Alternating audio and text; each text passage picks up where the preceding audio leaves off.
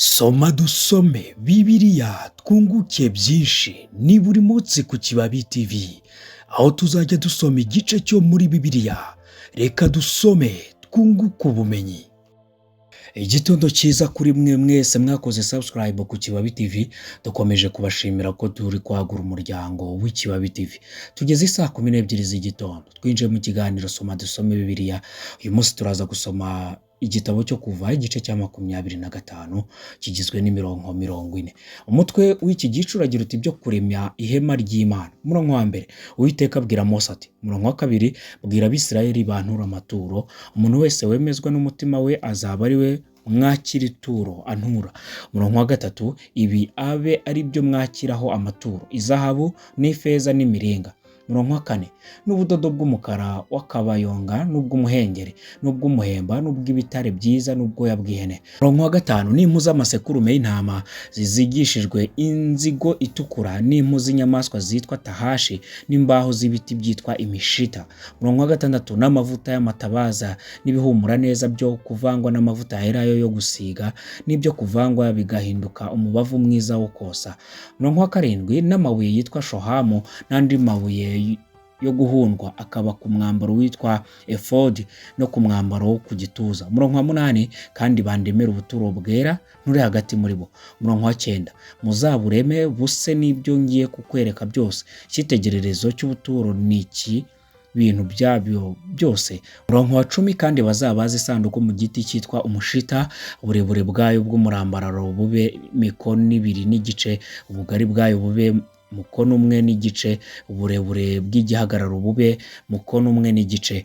11, uzayiyagirizeho izahabu nziza imbere n'inyuma, uyigotesha umuguno w'izahabu. 12, uyitekere izahabu zivemo ibihunga 4, ubishyire ku nkokora zayo zo hepfo uko ari 4, ibifunga 2 bibe mu rubavu rumwe n'ibindi 2 bibe mu rundi. 13, ubaze imijisho mu mushita uyiyagirizeho izahabu. 14, ushyire iyo mijisho mu bifunga byo mu mbavu z'iyo sanduku bajye bayiremereza.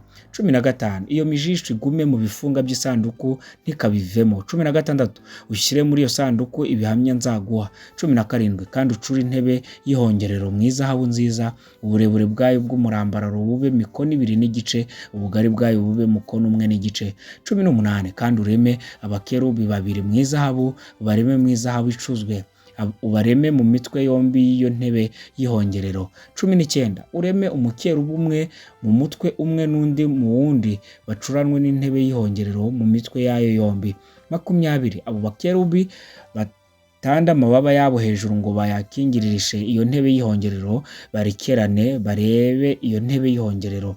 21, ushyire iyo ntebe y'ihongerero kuri ya sanduku, uyishyiremo ibihamya nzaguha. 22, aho niho nzajya mbonanira nawe hejuru y'intebe y'ihongerero, hagati yabo bakerubi bari ku isanduku y'ibihamya niho nzajya nkubwirira amategeko yanjye yose ntegeka Abisirayeli. 23, kandi uzabaze ameza amwe mu mushita, uburebure bwayo bw'umurambararo bube mikono 2, ubugari bwayo bube mukono 1, uburebure bw'igihagararo bube mukono 1 n'igice.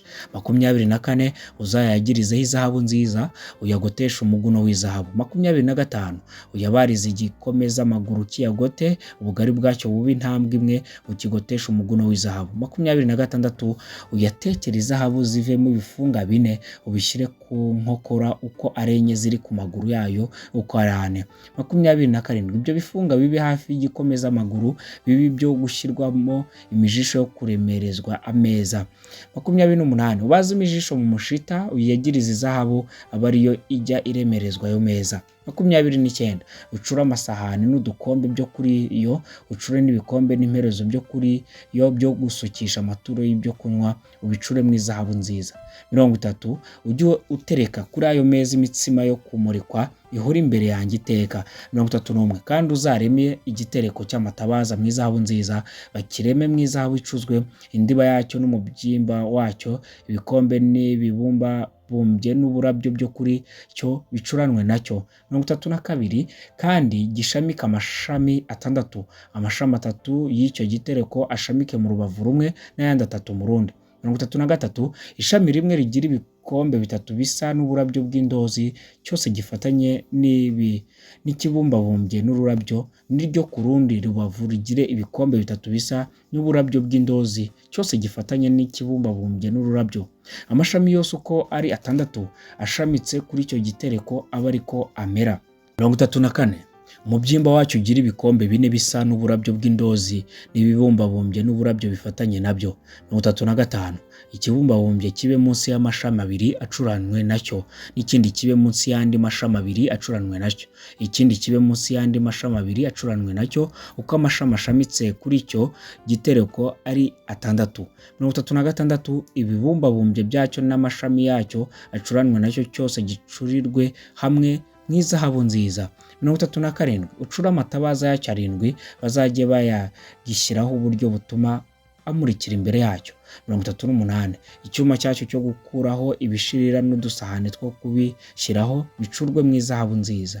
39. Italanto y'izahabu nziza aba ari yo icyo gitereko n'ibyo bintu byacyo byose biremeshwa. 40. Ugira umwete wo kubirema, ukurikize icyitegererezo cyabyo werekewe kuri uyu musozi. Ndabashimiye cyane, reka tubabwire ngo dushyire imbere gukiranuka. Mugire umunsi mwiza, turabakunda.